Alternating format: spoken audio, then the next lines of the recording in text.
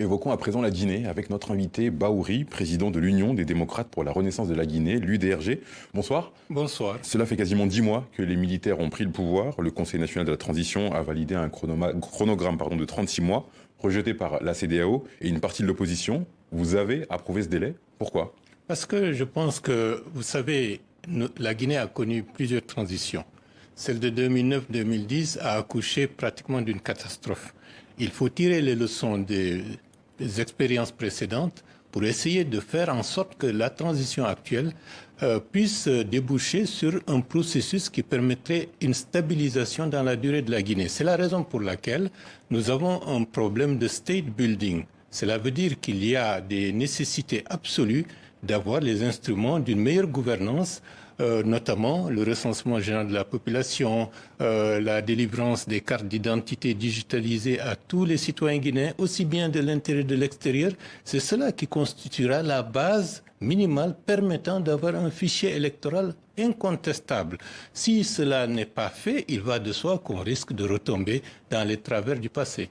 D'où la nécessité d'une période qui permet d'avoir la possibilité de faire ces recensements et par la suite d'organiser le processus électoral de la base jusqu'au sommet pour éviter cette polarisation sur des critères ethnocentriques qui ont fait, disons, des dommages extrêmement importants dans le passé. La Guinée a besoin de la CEDEAO pour sa transition? La CEDEAO est un partenaire indispensable, ce sont les voisins, c'est la région, c'est par subsidiarité, c'est l'organisation par laquelle, pour que nous puissions coopérer avec les autres organisations internationales, il faut nécessairement une entente effective avec la CEDEAO. Le 3 juillet prochain se tiendra à Accra un sommet de la CEDEAO. Est-ce que vous craignez des sanctions pour la Guinée, des sanctions économiques pour la Guinée? Bon, je pense que les responsables et les dirigeants de la CEDEAO tirent les leçons des expériences, notamment en ce qui concerne le Mali. Et je verrais mal la CEDEAO continuer à utiliser le bâton alors que chaque pays est un cas spécifique. Il faut sortir de d'une vision, j'allais dire, manichéenne qui consisterait à considérer qu'un processus de transition, c'est uniquement un processus électoral, alors qu'il faut tirer les leçons des raisons pourquoi ces pays sombrent dans la crise et se donner les moyens de faire en sorte qu'on puisse faire un bond qualitatif. Quelle relation entretenez-vous avec le président de la transition, Mamadi Doumbia, qui vous a nommé au comité national des assises? Certains vous reprochent une certaine proximité avec le président de transition. Moi, je considère qu'il constitue une nouvelle génération de leaders issus de l'armée qui ont une certaine bonne volonté de faire en sorte que les erreurs du passé ne se répètent pas. Et dans une perspective de mettre en place, disons, les chances du côté de la Guinée pour aller de l'avant, il va de soi. Jusqu'à preuve du contraire, nous ne pouvons que saluer toutes les actions qui vont dans le sens de la consolidation du processus démocratique, de la pleine citoyenneté et aussi des mesures qui permettent de lutter contre la corruption et contre les détournements de deniers publics. Le parti FNDC a lancé un appel à manifester le 23 juin, c'est dans 2 jours.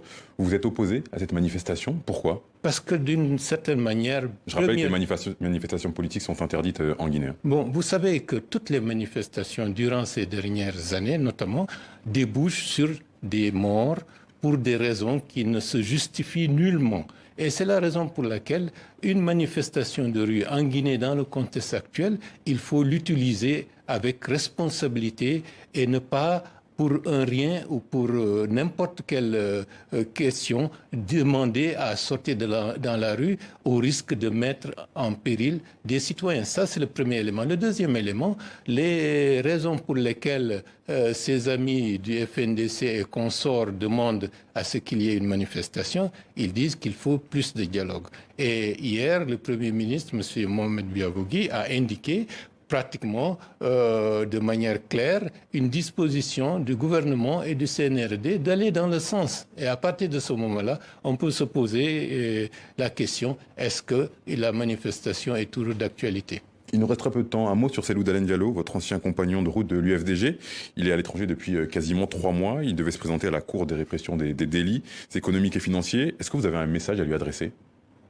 Vous savez, c'est difficile de parler des choses personnelles qui concernent une personnalité et une individualité. Bon, je déplore le fait qu'il soit dans une situation aussi, j'allais dire, difficile, mais je pense qu'il faut qu'il soit en mesure de faire face à ses Se responsabilités. présenter devant la justice guinéenne, c'est ça? Bon, je ne peux pas me permettre de lui donner des leçons, mais il est à même de savoir qu'est-ce qui est le mieux pour lui pour, disons, se blanchir et aussi pour pérenniser, disons, ses qualités et ses responsabilités politiques. Merci Bahouri, merci d'avoir répondu à nos questions. Je rappelle que vous êtes président de l'Union des démocrates pour la renaissance de la Guinée, l'UDRG. Merci beaucoup C'est d'avoir moi qui répondu. vous remercie.